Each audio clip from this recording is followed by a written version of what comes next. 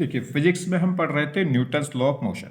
Newton's law of motion के आज के लेक्चर में हम क्या पढ़ने वाले हैं, पहले वो नोट्स मैं आपको दिखा दूं जिससे आपको नोट्स बनाने में आसानी हो जाए। ठीक है,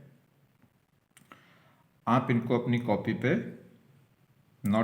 नोट कर लेंगे और फिर कंप्लीट लेक्चर को देखने के बाद, ध्यान से सुनने के बाद खुद से अपनी नोट्स कॉपी पे इसको सॉल्व करें। फिजिक्स में आप क्या करें, कॉन्सेप्ट को सीखने की कोशिश करें। किस कॉन्सेप्ट से, किस बात से क्या हो रहा है, फिजिक्स की प्रॉब्लम, फिजिक्स का जो क्वेश्चन है वो सॉल्व हो रहा है। आप पर्टिकुलर क्वेश्चन का सॉल्यूशन कैसे आ रहा है उस पर ध्यान ना दें।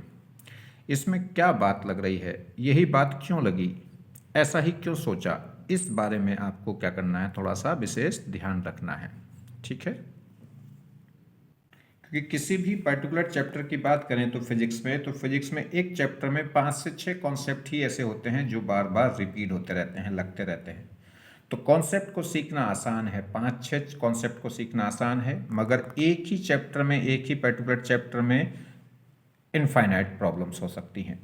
तो प्रॉब्लम का सॉल्यूशन जानने की कोशिश ना करें, कोशिश करें कि प्रॉब्लम को सोल्व करने में कौन सा कॉन्सेप्ट लग रहा है और ऐसा ही क्यों लग रहा है, ऐसा ही क्यों हो रहा है, या ऐसा ही हमने क्यों किया। ठीक है, मतलब अप्रोच सीखनी है। किसी भी प्रॉब्लम को करने की जो अप्रोच है वो क्या है, तो आपको प्रॉब्लम की अप्रोच देखनी है।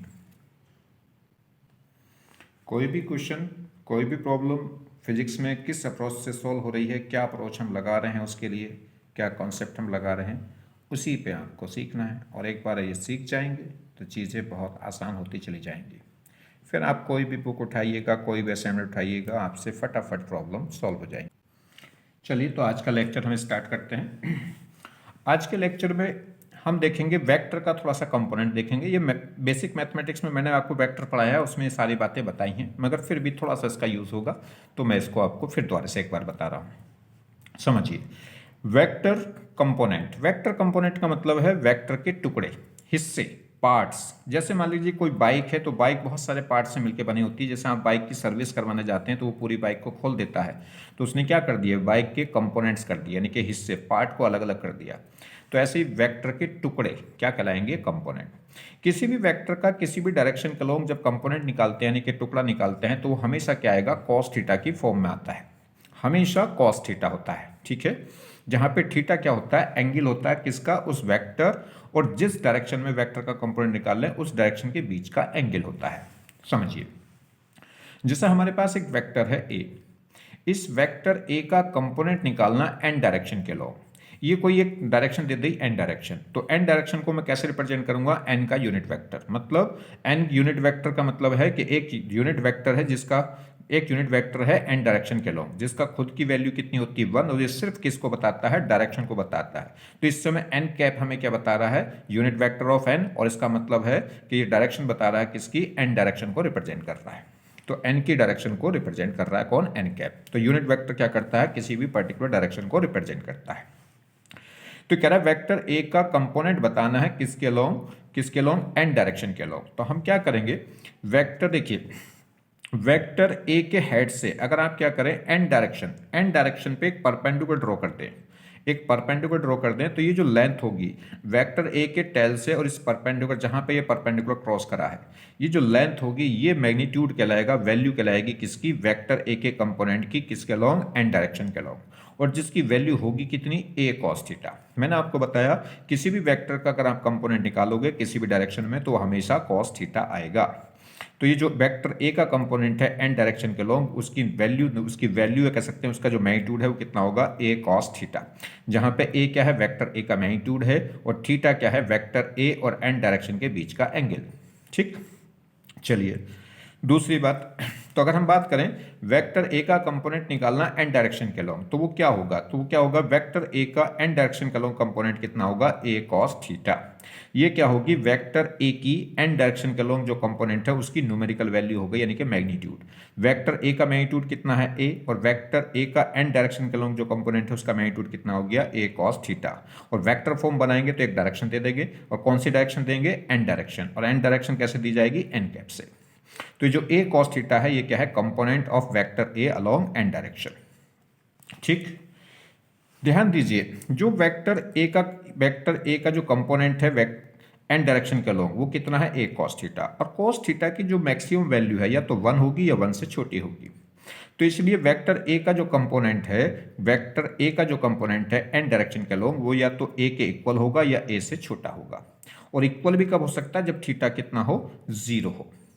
नहीं तो क्या होगा, कॉस थीटा की वैल्यू हमेशा 1 से छोटी आएगी। तो इसलिए वेक्टर ए का जो कंपोनेंट है एन एन डायरेक्शन के अलोंग, वो हमेशा अपने खुद के मैग्नीट्यूड से क्या आएगा, छोटा। तो ये बात आपको ध्यान रखनी है कि किसी भी वेक्टर का जो कंपोनेंट है वो ओरिजिनल वेक्टर के मैग्नीट्यूड से या तो छोटा होता है या इक्वल हो सकता है। ज़्यादा से ज़्यादा इक्वल हो सकता है, बड़ा कभी भी नहीं हो सकता। ठीक है, तो ये आपको बात ध्यान रखनी है। दूसरी बात देखिए, जैसे एक और बात समझ लो, जैसे कह रहा है वेक्टर ए का कंपोनेंट बताना एम डायरेक्शन के अलोंग। किसके डायरेक्शन के अलोंग, आपके एक नई डायरेक्शन ले ली, एम डायरेक्शन। तो एम डायरेक्शन को कैसे रिप्रेजेंट करेंगे, एम के यूनिट वेक्टर से। ये क्या बताएगा, डायरेक्शन ऑफ एम। ये एम डायरेक्शन इस तरीके से है कि एन डायरेक्शन के क्या है, परपेंडिकुलर। तो अगर एम डायरेक्शन एन डायरेक्शन के परपेंडिकुलर है और ए वेक्टर एन डायरेक्शन से कितना एंगल बना रहा था, थीटा, और ये टोटल एंगल कितना है, 90। तो ये कितना एंगल बचेगा, वेक्टर ए के और एम डायरेक्शन के बीच में एंगल बचेगा 90 माइनस थीटा। हमें वेक्टर ए का कंपोनेंट निकालना एम डायरेक्शन का अलोंग। तो आप क्या करेंगे, वेक्टर ए के हेड से एक परपेंडिकुलर ड्रॉ करेंगे, किस डायरेक्शन में, एम डायरेक्शन में। ये हमने एक परपेंडिकुलर ड्रॉ कर दिया। ठीक, तो ये जो लेंथ होगी इसके टेल से यहां तक, इस परपेंडिकुलर तक, ये कहलाएगा वेक्टर ए का कंपोनेंट अलोंग एम डायरेक्शन। और वो कितना होगा, ए कॉस थीटा। या मगर यहाँ पे थीटा है कितना, 90 माइनस थीटा। तो कॉस थीटा की जगह क्या हो जाएगा, 90 माइनस थीटा। मैंने आपको बताया कंपोनेंट हमेशा क्या लेना है, कॉस लेना है। जो भी एंगल दे रखा है उस एंगल का कॉस। ठीक, तो वेक्टर ए का मैग्नीट्यूड और इनटू कॉस थीटा, और थीटा कितना है, 90 माइनस थीटा। कोस 90 माइनस थीटा को हम लिख सकते हैं साइन थीटा। तो इसलिए किस फॉर्म में कन्वर्ट हो गया, ये ए साइन थीटा। देखो कंपोनेंट तो कॉस थीटा ही आया है, वो एंगल 90 माइनस थीटा आ गया था, इसलिए उसको हम क्या लिख सकते हैं, साइन थीटा। तो ये क्या हो गया, वेक्टर ए का एम डायरेक्शन में कंपोनेंट कितना, ए कॉस 90 माइनस थीटा, या बोल सकते हैं ए साइन थीटा। तो अगर वेक्टर फॉर्म लिखेंगे तो ये क्या होगा, वेक्टर ए का एम डायरेक्शन के अलोंग कंपोनेंट कितना होगा, ए कॉस 90 माइनस थीटा। और इसे वेक्टर फॉर्म लिखेंगे तो एक डायरेक्शन दे देंगे, किसकी, एम डायरेक्शन। एम डायरेक्शन कैसे दी जाएगी, एम के यूनिट वेक्टर की मल्टीप्लाई कर देंगे। इसका काम होता है सिर्फ डायरेक्शन बताने का। ये क्या कह रहा है कि डायरेक्शन ऑफ एम। तो यहाँ पे ए कॉस 90 माइनस थीटा को हम क्या लिख सकते हैं, ए साइन थीटा। तो ये क्या हो गया, ये कंपोनेंट हो गया वेक्टर ए का, किसके अलोंग, एम डायरेक्शन के अलोंग। तो देखिए कंपोनेंट या तो आ रहा है ए कॉस थीटा या ए साइन थीटा। अब यहाँ पर भी अगर हम कंपोनेंट की वैल्यू देखें तो वो ए साइन थीटा है, और साइन थीटा की मैक्सिमम वैल्यू या तो 1 होगी या 1 से छोटी होगी। तो साइन थीटा 1 होगा या 1 से छोटा होगा, इसलिए ए वेक्टर ए का एम डायरेक्शन में जो कंपोनेंट है या तो ए होगा या ए से छोटा होगा। तो कहने का मतलब है कि किसी भी कंपोनेंट को, किसी भी वेक्टर का जो कंपोनेंट है वो खुद के ओरिजिनल वैल्यू से या तो छोटा होगा या उसके इक्वल होगा, कभी उससे बड़ा नहीं हो सकता। तो इस बात को यहाँ बताने का सिर्फ एक ही रीजन है, सिर्फ इतनी सी बात मुझे बतानी है, ये आपको ध्यान रखना है कि जो कंपोनेंट है किसी भी वेक्टर का वो क्या होगा। देखिए बाइक का कोई भी एक पुर्जा बाइक से तो छोटा ही होगा ना, ठीक है। चलिए, तो जो कंपोनेंट है वो ओरिजिनल वेक्टर के मैग्नीट्यूड से या तो छोटा होगा या इक्वल होगा। क्यों होगा, क्योंकि कंपोनेंट आ रहा है या तो साइन थीटा या कॉस थीटा, और साइन थीटा और कॉस थीटा की वैल्यू 1 या 1 से छोटी होगी। जैसे एग्जाम्पल के तौर पर समझ लो, मान लीजिए वेक्टर ए का मैग्नीट्यूड कितना है, 10। तो अगर इसका एक कंपोनेंट या तो ए कॉस थीटा है तो ए कॉस थीटा की वैल्यू या तो 10 होगी या 10 से छोटी होगी, क्योंकि कॉस थीटा या तो अगर कॉस थीटा अगर 1 हुआ तो फिर ये कितना हो जाएगा, 10, और कॉस थीटा 1 से छोटा हुआ तो फिर ये 10 से छोटा हो जाएगा। और ये 10 के इक्वल भी कब हो सकता है, जब थीटा कितना हो, 0, क्योंकि कॉस 0 क्या होगा, 1। तो अगर ये कितना हो जाए, a cos theta is equal to a हो सकता है कब, जब थीटा कितना हो जाए, 0। ऐसे ए साइन थीटा या तो ए के इक्वल होगा या ए से छोटा होगा, मतलब या तो 10 होगा या 10 से छोटा होगा। 10 क्यों, क्योंकि ए की वैल्यू हमने कितनी ले रखी, 10। तो बस आपको ये ध्यान रखना है कि किसी भी वेक्टर का जो कंपोनेंट है वो खुद के ओरिजिनल वैल्यू के या तो इक्वल होगा या उससे छोटा होगा, और इक्वल भी तब होगा जब उसके बीच में एंगल कितना है, 0। चलिए अब ये प्रॉब्लम समझे। ये प्रॉब्लम जेई एडवांस में, जेई में आ चुकी है, और जगह भी कुछ बहुत पुरानी प्रॉब्लम है, बहुत समय से रिपीट होती रहती है। इस कॉन्सेप्ट पे बहुत सारी प्रॉब्लम जेई में, नीट में पूछी गई हैं और बार बार पूछी जाती हैं। ऐसा नहीं कि अब पूछ ली गई कई बार तो अब नहीं पूछी जाएगी, अभी लास्ट ईयर से लास्ट ईयर भी पूछी गई। ठीक है, चलिए देखते हैं क्या प्रॉब्लम है, समझिए। प्रॉब्लम का आंसर तो आप लोग दे दोगे, कहीं ना कहीं आप लोगों ने पढ़ भी रखा होगा, मगर बात है कॉन्सेप्ट को सीखने की। तो वही कॉन्सेप्ट हमें सीखना है, इस प्रॉब्लम को नहीं सीखना। प्रॉब्लम का आंसर तो फटाक से आ जाएगा, मैं भी एक सिंपल से 1 सेकंड में 2 सेकंड में बता दूंगा आपको। चलिए देखिए प्रॉब्लम क्या है। ये एक अरेंजमेंट है 3 ब्लॉक्स का, ए बी और सी, और ये स्ट्रिंग के थ्रू बंधे हुए हैं। ठीक, ये कह रहा है कि अगर ये ए और बी डाउनवर्ड मूव कर रहे हैं यू स्पीड से, ये भी यू स्पीड से जा रहा है, ये भी यू स्पीड से जा रहा है, तो ये सी ब्लॉक है, इसकी स्पीड वर्टिकली अपवर्ड कितनी होगी एट दिस इंस्टेंट। जिस समय इसकी स्पीड डाउनवर्ड यू है, इसकी स्पीड डाउनवर्ड यू है, तो सी की स्पीड वी कितनी होगी, ये वी हमें बताना है। तो समझो, पहली बात, इसमें 2 बातें आपको समझनी है। ये अगर पॉइंट क्या है, देखिए ये पॉइंट अगर क्या है, ये व्यू स्पीड से नीचे जा रहा है, इसका मतलब ये स्प्रिंग क्या है, यू स्पीड से नीचे जा रही है, तो ये स्प्रिंग भी क्या होगी, यू स्पीड से, ये पॉइंट यू स्पीड से ऊपर जा रहा होगा, तो ऐसे ये पॉइंट भी ऊपर यू स्पीड से जा रहा होगा। ठीक, दूसरी, ये अगर यू स्पीड से नीचे जा रही तो ये पॉइंट भी यू स्पीड से नीचे जा रहा होगा, तो ये पॉइंट भी क्या होगा, यू स्पीड से ऊपर जा रहा होगा, और तो इसलिए ये पॉइंट भी इधर क्या है, यू स्पीड से ऊपर जा रहा होगा। ठीक, क्लियर। अब इसके 2 कंपोनेंट, तो आप क्या करेंगे, इस u के 2 कंपोनेंट आप करोगे किस तरीके से कि भाई एक तो u इधर गई और एक u इधर गई, और इनके बीच में एट इस समय एंगल मान लीजिए कितना बन रहा है, ये थीटा दे रखा उसने, तो इस u के 2 कंपोनेंट हो जाएंगे। कौन कौन से, एक तो इधर u cos थीटा, ये एक ऊपर कंपोनेंट हो गया कितना, u cos थीटा, और एक इधर हो जाएगा u sin थीटा। एक दूसरा कंपोनेंट इस u वाले का, इसका ऊपर कंपोनेंट कितना हो जाएगा, u cos थीटा, और इधर कितना हो जाएगा, u sin थीटा। ये एक दूसरे के इक्वल और अपोजिट हैं तो कैंसिल हो गए, ये दोनों सेम डायरेक्शन में आ रहे हैं तो ऐड हो गया, और ऐड हो गया तो ये ऊपर डायरेक्शन कितनी आ गई, u cos theta, u cos theta, तो ये कितनी हो गई, 2u cos थीटा, और यही स्पीड क्या होनी चाहिए, v होनी चाहिए।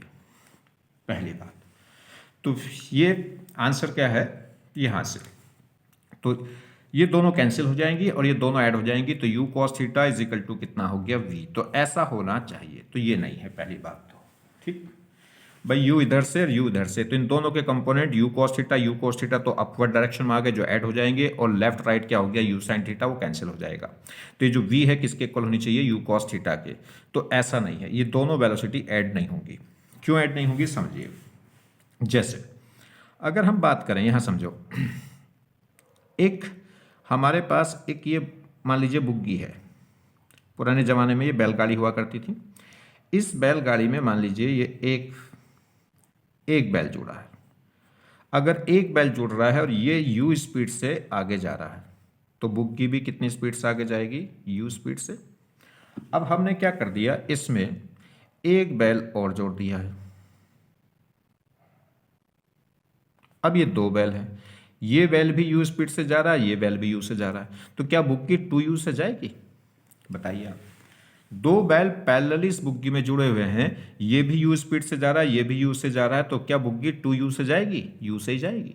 ये भी 10 की स्पीड से, ये भी 10 की स्पीड से, तो बुग्गी भी 10 और 10 20 नहीं, कितनी स्पीड से जाएगी, 10 से। तो इसकी जो स्पीड होगी वो कितनी होगी, वो u प्लस u नहीं होगी, कितनी होगी, सिर्फ u होगी। आगे बात समझ में। हाँ, अगर फोर्स होते, एक F फोर्स ये और F फोर्स ये, तो इस बुग्गी पे कितना फोर्स लगता है, 2F फोर्स। अगर एक F1 ये और F2, तो इस पे नेट फोर्स कितना होता है, F1 प्लस F2। मगर ये स्पीड है जितनी, अगर देखिए 1 सेकंड में अगर ये 10 मीटर जुड़ रहा है, चल रहा है, तो 1 सेकंड में ये भी 10 मीटर चल रहा है, और दोनों पैरेलली तो चले, मगर बुग्गी तो 10 ही मीटर गई। ठीक है, तो दोनों एक साथ रहेंगे, तो इसका मतलब स्पीड ऐड नहीं होगी। क्लियर हो गई होगी बात। चलिए, तो ये तो नहीं हो सकता, तो फिर आंसर क्या होगा, आंसर ये होगा कि u cos theta is equal to क्या होगा, v होगा, मतलब ये जुड़ेगा नहीं, u cos थीटा एक ही रहेगा, तो u cos theta is equal to v होना चाहिए। अब अभी भी कंफ्यूजन है, कंफ्यूजन क्या है, जरा समझो बात को। ये पॉइंट है हमारे पास, ये इधर स्पीड, तो इसका मतलब इधर u और इधर u कोई फर्क नहीं पड़ेगा। क्या एक ही u रह जाए तो बस सिर्फ एक ही बात है। अगर ये केवल u एक साइड हो तब भी वही बात है, यानी कि एक बैल जुड़ रहा हो तब भी बुग्गी की स्पीड वही होगी, और दो बैल जुड़ रहे होंगे तब भी बुग्गी की स्पीड वही रहेगी। तो इधर ये u से चले या ये भी u से चले, चाहे एक चले एक ही बात है, यानी कि दोनों साइड से स्ट्रिंग u से जाए या एक साइड से। देखिए मान लो ये स्ट्रिंग जा रही है इधर, ये u स्पीड से और ये कितना हो गया जी v स्पीड से, ठीक, ये ऊपर जाएगा v स्पीड से। इनके बीच में एंगल क्या है, थीटा। अब बात यह है कि इस u का कंपोनेंट इसके ऊपर लूं कि इसका कंपोनेंट इसके ऊपर लूं। अगर देखिए यहां समझो, कंपोनेंट किसका होगा, u का कंपोनेंट v के इक्वल होगा या v का कंपोनेंट u के इक्वल होगा। तो अगर मान लीजिए u बड़ी हुई किससे, v से, तो किसका कंपोनेंट लिया जाएगा, u का। भाई u बड़ी है v से, तो इसका मतलब u का कंपोनेंट जब लेंगे तो u का कंपोनेंट u से छोटा होगा, जो v के क्या हो जाएगा, इक्वल। अगर v ऑलरेडी u से छोटी है तो इसका v का कंपोनेंट तो और भी छोटा हो जाएगा। जब v ही u से छोटी है तो v का कंपोनेंट कभी भी u के इक्वल नहीं हो सकता। तो जो भी बड़ी वैल्यू है, जो भी स्पीड बड़ी है, उसका कंपोनेंट दिया जाएगा छोटी के अलावा।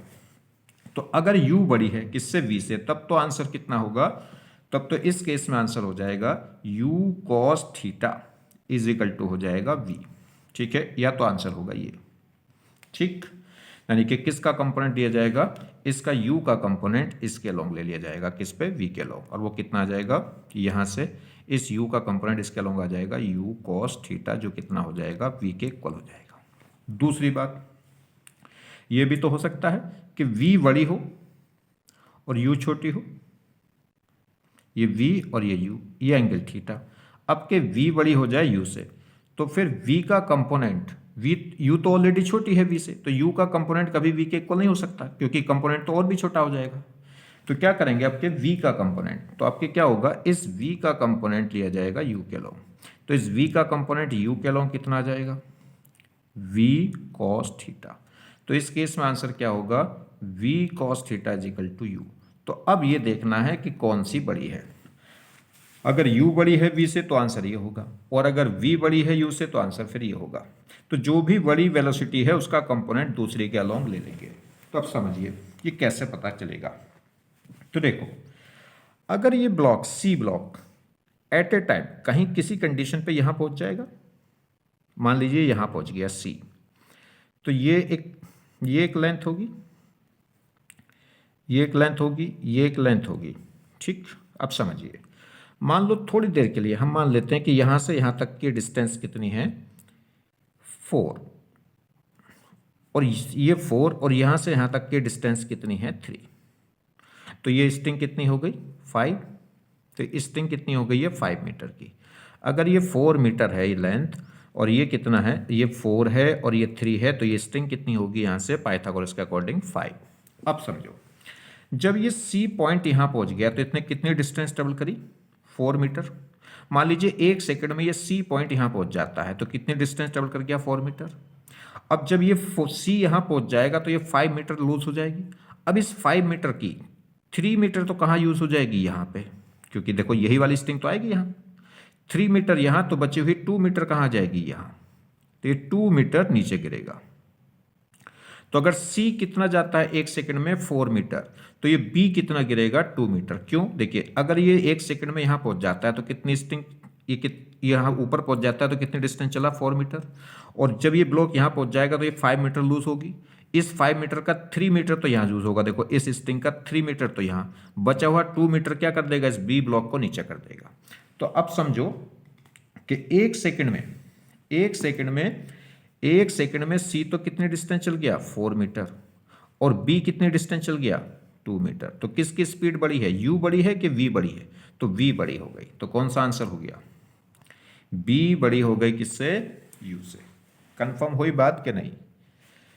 तो ये अगर 1 सेकंड में c कितना चला होगा 4 मीटर, तो यहाँ स्ट्रिंग कितनी लूज होगी 5 मीटर, और ये 5 मीटर लूज होगी तो 3 मीटर यहाँ जरूरत हो गई, रिक्वायरमेंट हो गई होगी, और 2 मीटर जो स्ट्रिंग बचेगी वो क्या करेगी b को 2 मीटर नीचे ले जाएगी। तो अगर 1 सेकंड में c कितना चलता है 4 मीटर, तो b कितना चलता है 2 मीटर। तो अगर v की स्पीड कितनी है 4, तो ये देखिए ये c की स्पीड कितनी है 4 मीटर पर सेकेंड, तो v की कितनी होगी 2 मीटर पर सेकेंड। मतलब v बड़ी है किससे u से, और v बड़ी हो गई u से, तो v का कंपोनेंट लिया जाएगा u के लॉन्ग। ठीक है, तो आंसर तो हमें पता चल गया कि v cos theta is equal to क्या हो गया u। तो हमें निकालना था v, तो यहां से क्या आ जाएगा v इज इक्वल टू आ जाएगा कितना u अपॉन cos थीटा। तो कौन सा आंसर हो जाएगा, सेकेंड आंसर हो जाएगा।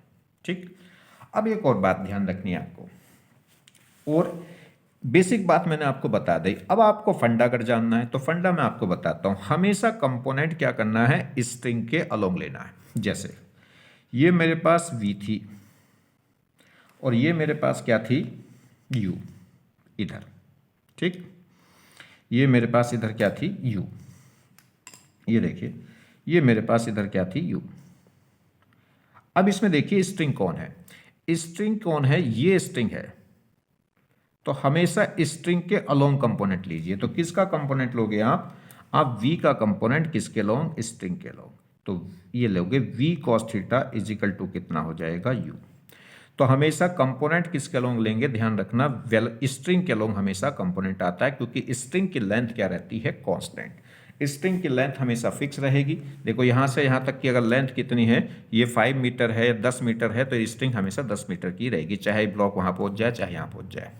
तो आपको ध्यान रखना है कि कंपोनेंट, तो ये u थी, इधर कितनी थी v। पहली बात तो एक u हो या 2 u हो या 3, यानी कि किसी भी बुग्गी में 2 बैल जुड़े, 1 बैल जुड़े या 3 बैल जुड़े या 4 बैल जुड़े, स्पीड बुग्गी की इतनी रहेगी पहली बात। अब हमें क्या करना है, ये स्ट्रिंग थी तो इस u इधर इस c की स्पीड ऊपर कितनी है v, और स्ट्रिंग की इधर स्पीड कितनी है, स्ट्रिंग पे जो पॉइंट है उसकी स्पीड कितनी है u। तो किसका कंपोनेंट, u का कंपोनेंट v के अलोंग लेना है या v का u के। तो हमें क्या करना है, स्ट्रिंग के अलोंग कंपोनेंट लेना। तो ये v तो यहाँ है, तो v का कंपोनेंट किसके अलोंग, स्ट्रिंग के अलोंग। तो v cos थीटा किसके अलोंग हो जाएगा, u के। तो हमेशा कंपोनेंट स्ट्रिंग के अलोंग आपको लेना है। ठीक है, चलिए नेक्स्ट देखिए, इन प्रॉब्लम को समझिए। क्या है प्रॉब्लम, ये कह रहा है कोई भी एक रिंग है जो इस पाइप में लगा हुआ है, और इस रिंग से एक स्ट्रिंग बंध के ये एक ब्लॉक है। ठीक, तो ये कह रहा है अगर ये क्या है, अगर ये ब्लॉक u स्पीड से नीचे जा रहा है, तो ये जो रिंग है ये कितनी स्पीड से इस हॉरिजॉन्टल पाइप पे चलेगी, यानी कि v बतानी है, अगर ये एंगल कितना है थीटा। ठीक है, चलिए एक तो क्वेश्चन ये बन सकता है कि जो एंगल थीटा है क्या ये चेंज होगा। बिल्कुल, अगर यह मान लीजिए यहाँ पे देखिए, जब ये यहाँ जाएगा तो एंगल क्या हो जाएगा, लगातार चेंज। तो ये एंगल क्या होगा, चेंज होगा। चलिए खैर, तो मैंने आपको एक तरीका बताया। अभी ये वाला कॉन्सेप्ट लगाते हैं जो अभी हमने कॉन्सेप्ट यूज किया था। देखो मान लो यहां से ये एक राइट एंगल ट्रायंगल बन गया। अगर यहां से यहां तक की डिस्टेंस कितनी है, आपकी मर्जी है, 3 मान लो 4 मान लो। चलिए इसको हम क्या कर लेते हैं, 3 मान लेते हैं आपके। ठीक, ये 3, तो ये कितनी हो गई, ये इसको ले लिया हमने 4। तो ये 3 और ये 4, तो पाइट राइट एंगल ट्रायंगल के अकॉर्डिंग ये कितना हो गया 5 मीटर। ठीक, क्लियर। अब मान लो ये रिम यहां आ गया, जब ये रिम यहां आ जाएगा तो रिम कितने डिस्टेंस चल, मान लो किसी समय पर रिम यहां आ गया, तो रिम कितने डिस्टेंस चलाया, रिम कितने डिस्टेंस चलाया 3। 1 सेकंड में अगर रिम यहां आ गया 3 मीटर चलाया, तो ये स्ट्रिंग कितनी होगी 5 मीटर। स्ट्रिंग कहाँ यूज होगी, इसका 4 मीटर तो यहां यूज हो जाएगा, बचा कितना 1 मीटर। तो 1 मीटर क्या हो जाएगा, ये ब्लॉक नीचे भाग जाएगा 1 मीटर। तो जब ये यहाँ आएगा तो 3 मीटर, इतने 1 सेकंड में कितनी डिस्टेंस चली 3 मीटर। तो ये स्ट्रिंग कितनी थी, 5 मीटर। इस 5 मीटर कहाँ कहाँ यूज़ होगी, यहाँ यूज़ होगी, और तो 4 मीटर तो यहाँ यूज़ हो गई, तो बची 1 मीटर यहाँ जाएगी। तो अगर ये कितनी 1 सेकंड में कितनी डिस्टेंस चला है 3 मीटर, तो ब्लॉक अगर रिंग कितनी डिस्टेंस चला है 1 सेकंड में 3 मीटर, तो ब्लॉक 1 सेकंड में कितनी डिस्टेंस चला है 1 मीटर। तो अगर इसकी स्पीड 1 मीटर पर सेकंड है तो उसकी कितनी है 3 मीटर पर सेकंड। तो इससे कंफर्म हो गया कि v बड़ी है किससे, u से। तो बस अब तो कंपोनेंट देख लो, ये इधर क्या है v, और इधर कौन है u, u ही तो है इधर। देखिए अगर हम बात करें यहाँ पे, ये अगर u स्पीड से जा रहा है तो ये पॉइंट कितनी स्पीड से जा रहा होगा u से, तो ये स्ट्रिंग पे जो पॉइंट होगा ये कितनी स्पीड से जा रहा होगा इधर u से। तो इधर v इधर u, इनके बीच में एंगल कितना है थीटा। कौन बड़ी है, v बड़ी है। तो v का कंपोनेंट किसके अलोंग लेना है, v का कंपोनेंट लेना है किसके अलोंग, u के अलोंग। तो v का कंपोनेंट u के अलोंग कितना आ जाएगा जी, v cos थीटा। कितना आ जाएगा, v cos थीटा, और यही किसके इक्वल हो जाएगा, u के। तो यहाँ से क्या हो गया, अगर हम बात करेंगे तो v cos theta is equal to क्या होगा, u। तो यहाँ से v निकाल सकते हैं कितना, u अपॉन cos थीटा। ठीक, नहीं तो एक डायरेक्ट ट्रिक मैंने आपको बताया था। इधर कौन है v, इधर कौन है u, स्ट्रिंग कौन है, ये स्ट्रिंग है, ये क्या है, स्ट्रिंग है। तो स्ट्रिंग के ऊपर कंपोनेंट लेना है। तो स्ट्रिंग कौन है, u, तो u के ऊपर कंपोनेंट लेना है किसका, v का। तो v cos थीटा क्या हो जाएगा, u। तो बस आपको ध्यान रखना है, ये इधर v थी, इधर क्या हो गई u, स्ट्रिंग ये है, तो स्ट्रिंग के ऊपर कंपोनेंट लीजिए, तो v का कंपोनेंट u के अलाउ, तो v cos थीटा इक्वल हो जाएगा u के। क्लियर, सेम कहानी यहाँ पे है।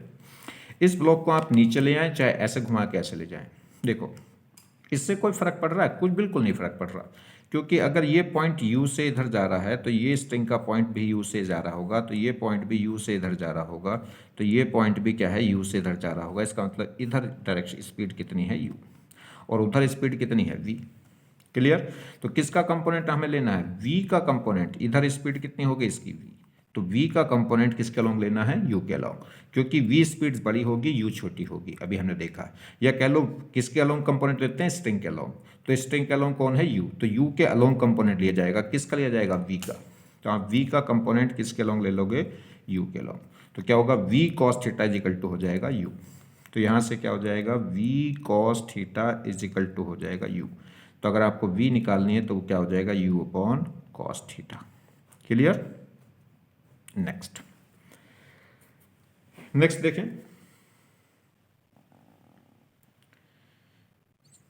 बिल्कुल सेम इसी तरीके से इसको अदल बदल के अरेंजमेंट को कई बार आईआईटी में ये पूछा गया है क्वेश्चन। यहाँ देखिए सेम, देखो सेम उसी तरीके से क्वेश्चन है।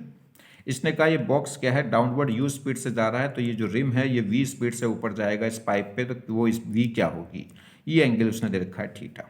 तो देखिए इसके अलोंग तो स्पीड कितनी है, ये यहाँ तो क्या होगा, ये पॉइंट u पॉइंट से ये नीचे जाएगा, तो ये पॉइंट क्या होगा, u पॉइंट से ऊपर जाएगा, तो ये पॉइंट क्या होगा, u स्पीड से इधर जाएगा।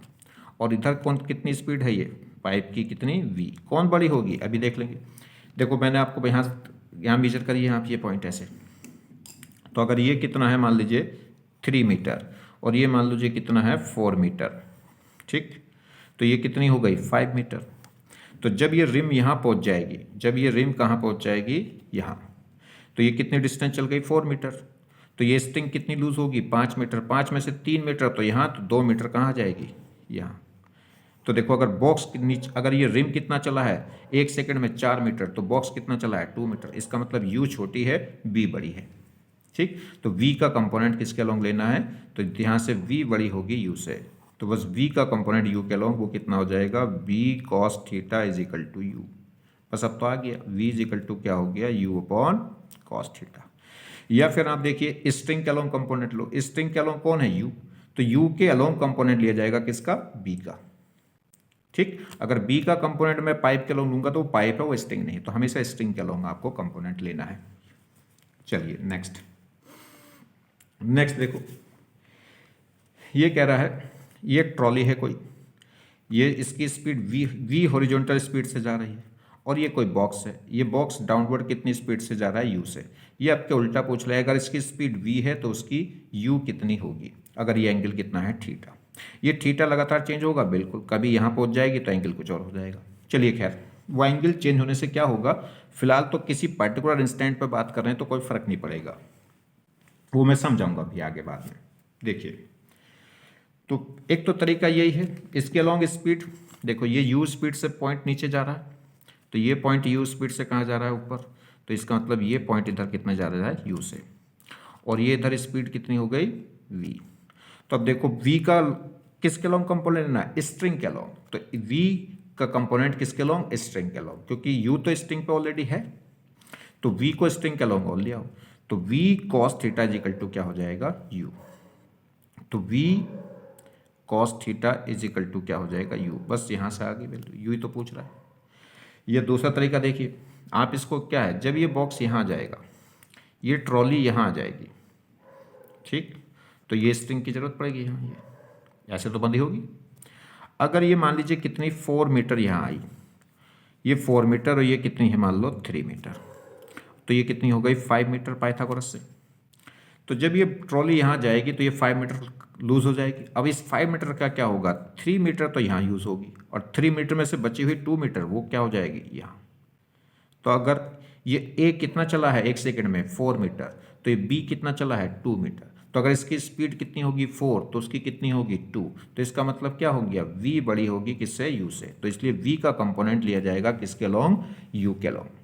जो बड़ी वेलोसिटी होती है उसका कंपोनेंट लिया जाएगा, क्योंकि जो छोटी है उसका कंपोनेंट तो और भी छोटा हो जाएगा, तो फिर वो कभी b को मैच नहीं करेगा। चलिए, इसके और भी बहुत सारे तरीके हैं सॉल्व करने के, वो मैं आपको बताऊंगा किसी लेक्चर में, ठीक है, मगर फिलहाल आपको ये मेथड समझ में आना चाहिए।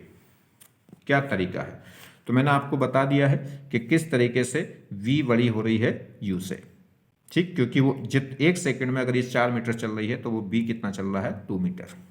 आप ऐसे कर लो, इसको 3 मीटर मान लो तो वो 4 मीटर हो जाएगा।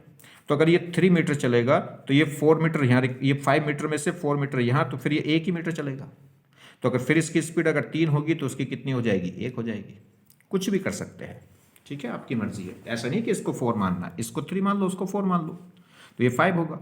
जब ये यहाँ पहुंचेगा 3 मीटर तो वो 5 मीटर लूज होगी, उस 5 मीटर का 4 मीटर, तो यहाँ देखो स्ट्रिंग ऐसे घूमेगी, तो 4 मीटर तो यहाँ जरूरत होगी इस 5 का, बच्चा 1 मीटर वो यहाँ जाएगा।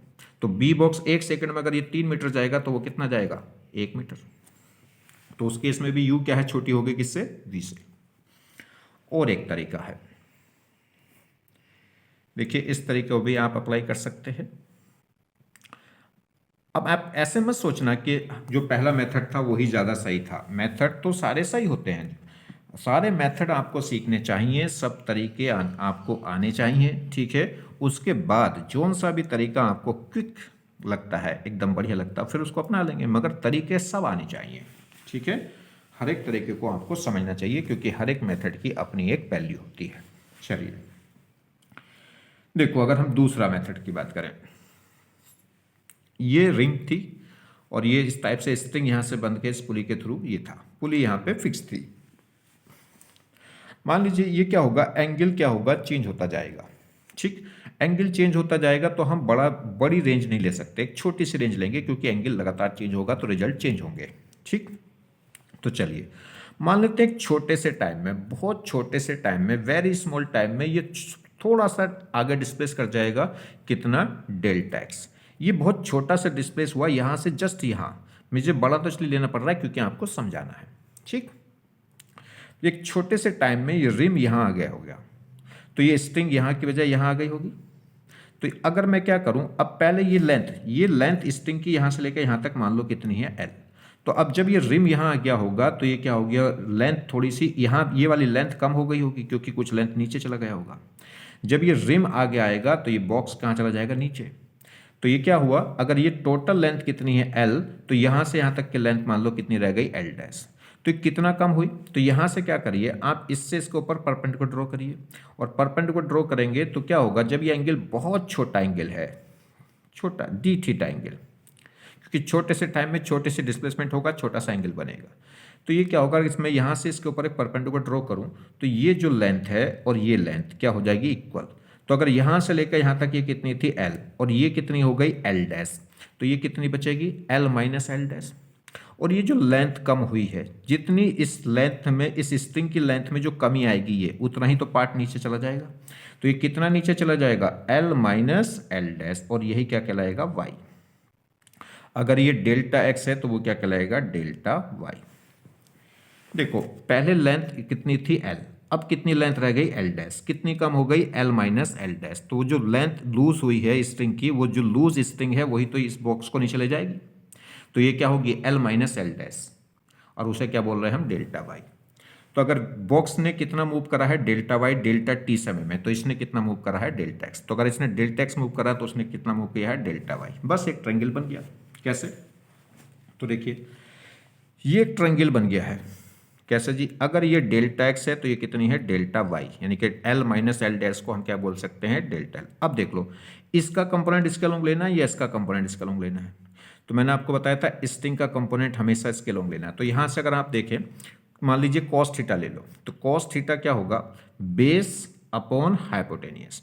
तो बेस हो गया delta x upon cos theta. तो यहाँ से जो एल माइनस एल डैश है वो क्या होगा एक्स कॉस। देखो ये ट्रायंगल बन गया, ट्रायंगल बनता दिखाई दे रहा है, ये देखिए ये डेल्टा एक्स, ये डेल्टा वाई, और ये राइट एंगल ट्रायंगल क्योंकि पाइथागोरस। तो ये एक राइट एंगल ट्रायंगल बन गया। यहाँ से कॉस थीटा अगर आप निकालोगे तो कॉस थीटा होगा बेस अपॉन हाइपोटेनियस। तो कॉस थीटा हो गया delta x upon L minus l dash, और यही क्या क्या है डेल्टा वाई, यही तो है, क्योंकि जितनी स्ट्रिंग लूज होगी उतनी ये बॉक्स नीचे आएगा। तो देखिए इसको हम क्या लिख सकते हैं डेल्टा वाई, इसको डेल्टा एक्स। तो डेल्टा एक्स देखो यहाँ से डेल्टा वाई इजिकल टू हो गया डेल्टा एक्स कॉस थीटा, यानी कि कह सकते हैं delta x cos theta is equal to हो गया डेल्टा वाई या एल माइनस एल डैश। इसे डेल्टा टी से आप डिवाइड कर दो। डेल्टा टी से डिवाइड करोगे तो delta x upon delta T तो क्या होगा स्पीड ऑफ रिंग, यानी कि वी या वी नॉट, और ये delta y upon delta t क्या होगा स्पीड ऑफ बॉक्स, वो कितनी हो गई वी कह लो या वी नॉट। अगर इसकी स्पीड वी नॉट है और उसकी वी पूछ रहा है तो यहाँ से वी कॉस थीटा इक्वल हो गया वी के। और देखो वही तो था, वी नोट अगर ये है तो स्ट्रिंग इसका कंपोनेंट किसके लॉन्ग लेते हैं स्ट्रिंग के लॉन्ग, और स्ट्रिंग के लॉन्ग की स्पीड कितनी है वी, तो वी कॉस थीटा किसके इक्वल आएगा वी। तो एक तरीका ये भी है, मतलब समझो छोटे से समय में रिंग ने कितना ट्रेवल किया एक्स एक्सिस में कितना डेल्टा एक्स, तो delta x upon delta t को मैं क्या लिख सकता हूँ वी नॉट। और ये स्ट्रिंग जितना लूज होगी उतना ही तो बॉक्स नीचे गया होगा। स्ट्रिंग लूज होगी कितनी एल माइनस एल डैश, और इसी को हम क्या बोल सकते हैं डेल्टा वाई। तो delta y upon delta t क्या होगा वी। ठीक, इसमें एक रिलेशन देखिए, अब ये ट्रायंगल बन गया, ये डेल्टा एक्स है और ये क्या है डेल्टा वाई है, और ये राइट एंगल ट्रायंगल था। तो यहाँ से कॉस थीटा अगर आप निकालेंगे तो कॉस थीटा क्या होगा, कॉस थीटा हो जाएगा देखिए 90 के एंगल के सामने वाला तो हो गया हाइपोटेनियस, और ये क्या हो गया एंगल के सामने वाला हो गया परपेंडिकुलर, और ये हो गया बेस। तो कॉस थीटा होगा बेस अपॉन हाइपोटेनियस। तो delta y upon delta x equal हो गया कॉस थीटा। ये यहाँ से हम निकाल सकते हैं क्या कि डेल्टा वाई इक्वल होगा एक्स कॉस थीटा। तो इसे डिफ्रेंशिएट कर देंगे, टाइम से डिफ्रेंशिएट करेंगे तो यहाँ से देखिए delta x cos theta equal हो गया डेल्टा वाई। टाइम से डिफ्रेंशिएट करेंगे तो क्या हो जाएगा delta x upon delta t को लिख सकते हैं वी नॉट, और delta y upon delta t को लिख सकते हैं वी। तो वी इजिकल टू हो गया v nought cos theta. Clear. तो एक मेथड ये भी है, इस तरीके से भी आप कर सकते हैं छोटे से टाइम इंटरवल के लिए। चलिए देखिए एक बार और देख लेते हैं, हो सकता है ये मेथड कुछ बच्चों को समझ में नहीं आया हो। देखो आंसर तो आपको पता ही है, इसके लॉन्ग अगर हम बात करें ये तो आपको पता है कि इसके लॉन्ग अगर दूसरा मेथड, पहला मेथड तो आपको लोगों को समझ में आ गया। सेकंड मेथड फिर दोबारा बताता हूँ। मान लीजिए हमने एक छोटा सा टाइम इंटरवल लेते हैं, उस छोटे से टाइम इंटरवल में ये जो रिम है ये मान लो यहाँ से मूव करके कहाँ जाती है, यहाँ जाती है। तो ये स्ट्रिंग कहाँ पहुँच गई होगी, यहाँ, और यहाँ के बाद ये बॉक्स क्या है थोड़ा नीचे पहुँच गया होगा, क्योंकि जब ये आगे आएगा तो वो भी क्या आ जाएगा नीचे। मान लो डेल्टा टी टाइम में ये आगे चला गया कितना डेल्टा एक्स, तो ये कितना नीचे आ गया होगा डेल्टा वाई। अब क्या होगा, ये लेंथ मान लीजिए यहाँ से लेके यहाँ तक की लेंथ, यहाँ से लेके यहाँ तक की स्ट्रिंग जो है वो कितनी है एल। ये स्ट्रिंग मान लीजिए कितनी थी एल, और ये स्ट्रिंग कुछ यहाँ से यहाँ तक अब छोटी हो गई होगी, छोटी हो गई होगी तो ये स्ट्रिंग की लेंथ मान लेते हैं कितनी एल डैश। अब यहाँ पे स्ट्रिंग में कितनी कमी आई, जो स्ट्रिंग में कमी आएगी वही स्ट्रिंग लूज हो गई होगी, और वही स्ट्रिंग क्या होगी इस बॉक्स यहाँ खींच लेगा नीचे। तो आप क्या करें, इससे एक परपेंडिकुलर ड्रॉ करें ये। ठीक, तो अगर ये लेंथ कितनी है एल डैश है तो ये भी क्या होगी एल डैश। तो ये पार्ट कितना बचेगा, ये बचेगा एल, यहाँ से यहाँ तक का एल माइनस ये एल डैश, और यही जो पार्ट, यही स्ट्रिंग जो लूज होगी, इतनी स्ट्रिंग ही तो लूज हुई, और ये जो स्ट्रिंग लूज है कितनी है, यही तो इसमें नीचे जाके डेल्टा वाई बनी होगी। तो यहाँ पे अगर v स्पीड क्या कह सकते हैं delta y upon delta t, इसे मैं क्या कह सकता हूँ v, और ये जो डेल्टा एक्स है डेल्टा टी टाइम में, इसे मैं क्या कह सकता हूँ वी नॉट। ठीक, अब ये एक ट्रायंगल बन गया, देखो ये और ये, यहाँ से ये कितनी है डेल्टा एक्स, ये कितनी है डेल्टा वाई। डेल्टा वाई तो है जो क्या बनी L minus l dash, L minus l dash, इसे हम क्या कह सकते हैं, डेल्टा वाई। ये एंगल कितना था, थीटा। अब देखिए ये राइट एंगल ट्रायंगल है, राइट एंगल ट्रायंगल के सामने वाला हो गया हाइपोटेनियस, एंगल के सामने वाला हो गया परपेंडिकुलर, और ये क्या हो गया, बेस। अगर मैं कॉस थीटा निकाल लूँ, क्योंकि मुझे क्या रखना है, डेल्टा एक्स और डेल्टा वाई, ये हाइपोटेनियस में है और ये बेस में है, तो हाइपोटेनियस बेस किस में आता है, कॉस थीटा में। तो cos theta is equal to क्या होगा, कॉस थीटा हो जाएगा बेस अपॉन हाइपोटेनियस, यानी कि डेल्टा एक्स मतलब बेस अपॉन हाइपोटेनियस। यहां से अगर मैं डेल्टा वाई देखूं तो डेल्टा वाई क्या हो जाएगा, delta x into cos theta. Clear. अब इसे आप क्या करें, डिफ्रेंशिएट करते हैं, delta y upon delta t, ये हो गया delta x into cos theta upon delta t. Delta y upon delta t क्या कहलाएगा, वी, देखो वी, और delta x upon delta t क्या कहलाएगा, v nought into cos theta. तो हमें क्या निकालना था, v तो निकालना था, तो v इज इक्वल टू हो गया v not cos theta. Clear. ये छोटा सा टाइम क्यों लिया है, क्योंकि देखिए छोटा सा टाइम इसलिए लिया है, अगर ये क्या है, एंगल चेंज हो गया, यहां देखो अगर मान लीजिए मेरे पास y इज इक्वल टू क्या है, x कॉस थीटा है, समझो इस बात को भी। ये अब यहां पे थीटा क्या हो रहा है, ये थीटा लगातार क्या कर रहा है, चेंज हो रहा है। तो अगर मैं क्या करूं, v निकालूं, तो v क्या होगी, d y upon d t. तो ये क्या होगा, d अपॉन डी टी करना है किसको, x कॉस थीटा को। तो यहां से क्या हो जाएगा, तो d y upon d t, इसको डिफ्रेंशिएट करेंगे तो ये क्या होगा, d x upon d t into क्या हो गया भाई, इसको डिफ्रेंशिएट करा पहले तो ये क्या हो गया, डी एक्स कॉस थीटा, फिर किसको करेंगे, थीटा को, तो वो क्या हो जाएगा, D theta upon d T, और ये वैल्यू और एक नई टर्म्स आ जाएगी, क्योंकि ये चेंज होगा, या कह सकते हैं कॉस थीटा की वैल्यू थीटा के चेंज करती चेंज हो जाएगी, और जो वैल्यू चेंज होगी तो फिर वो क्या होगी, डिफ्रेंशिएशन में गड़बड़ कर जाएगी। इसलिए मैंने क्या लिया, एंगल में चेंज, थीटा में जो चेंज है वो ना के बराबर लिया, इसलिए डेल्टा टी क्या लेके चल रहे थे, जीरो को टेंस करेगा, तो डेल्टा एक्स जो है वो जीरो को टेंस करेगा, डेल्टा वाई जो है वो भी छोटा सा होगा, तो थीटा में जो चेंज होगा वो भी बहुत छोटा सा होगा। आगे बात समझ में नहीं, जैसे मान लीजिए मेरे पास y इजिकल टू क्या है, x कॉस थीटा है, और अगर थीटा चेंज हो रहा है तो इसका मतलब कॉस थीटा क्या हो रहा है, चेंज, और कॉस थीटा चेंज हो रहा है तो फिर d y upon d t, जो वो वेलोसिटी का रिलेशन नहीं होगा, फिर इसका डिफरेंशिएशन ये फिक्स नहीं रहा, और थीटा चेंज हो गया तो वेरिएबल है, और वेरिएबल है तो वेरिएबल का कांस्टेंट, अगर ये कांस्टेंट टर्म होती तो देखिए इसमें क्या हो जाएगा, अब डी अपॉन डी टी वो क्या हो जाएगा, एक्स कॉस थीटा, और ये क्या हो जाएगा, फिर ये वेरिएबल हो रहा है तो इसका भी डिफरेंशिएशन हो जाएगा, क्योंकि जो वेरिएबल चीज़ है उसका क्या हो जाएगा, डिफरेंशिएशन।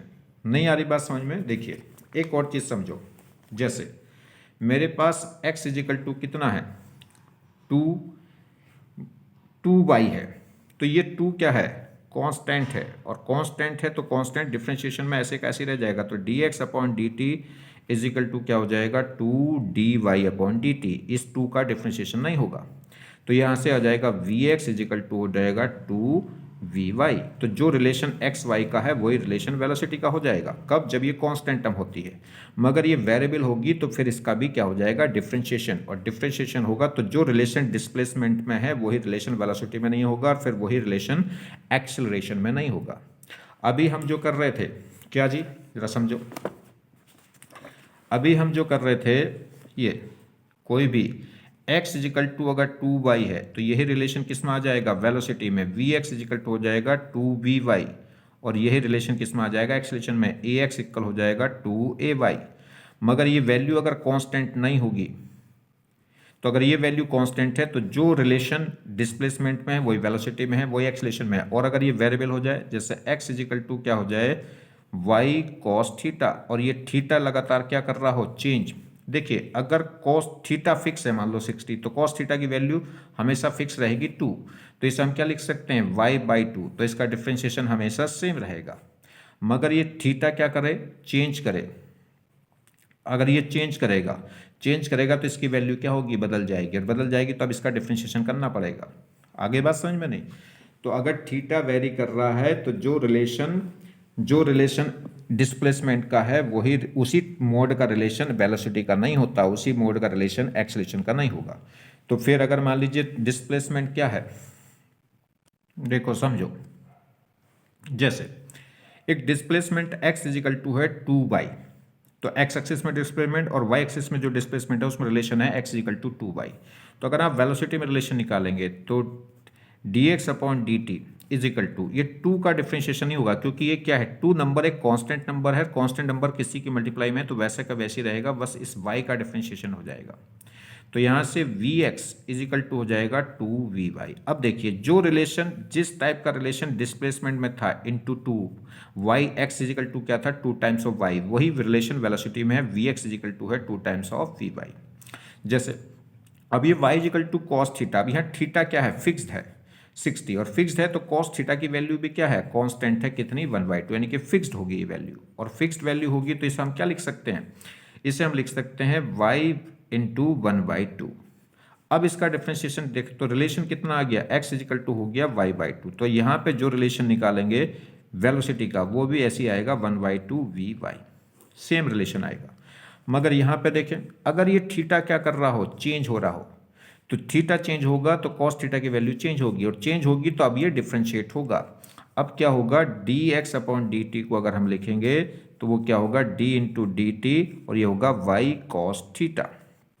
तो अब y का डिफ्रेंशिएशन अलग और कॉस थीटा का अलग। तो अब जो रिलेशन डिस्प्लेसमेंट में वही रिलेशन वेलोसिटी में नहीं आएगा। तो अगर एंगल चेंज होता है तो जो रिलेशन वेलोसिटी का है वही रिलेशन एक्सेलरेशन का नहीं होगा, मतलब वो वैल्यू चेंज होती जाएगी, वो किसी पर्टिकुलर टाइम का रिलेशन होता है। और अगर कांस्टेंट टर्म है तो इसका मतलब रिलेशन हमेशा यही बना रहेगा। ठीक है, चलिए यही मैं समझाने की कोशिश कर रहा था। आज का लेक्चर यहीं समाप्त करते हैं। ठीक है, थैंक यू। आप लोग अपना ख्याल रखें और ईमानदारी से पढ़ते रहें। नेक्स्ट लेक्चर कल देखेंगे। नेक्स्ट लेक्चर में कुछ और अच्छे अच्छे प्रॉब्लम देखनी है और उसके बाद फिर आगे बढ़ जाएंगे। ठीक है, फिर एफवीडी पे। तो कल का लेक्चर और बहुत शानदार होने वाला है। इस पे कांस्टेंट मोशन पे बहुत अच्छी अच्छी सी प्रॉब्लम मैं फिर दोबारा से कराऊंगा। एक तो बेस कांस्टेंट कराना है और इसी पे कुछ और अच्छी प्रॉब्लम करानी है। उसके आगे फिर नेक्स्ट लेक्चर पे हम चले जाएंगे एफवीडी पे। चलिए, थैंक यू।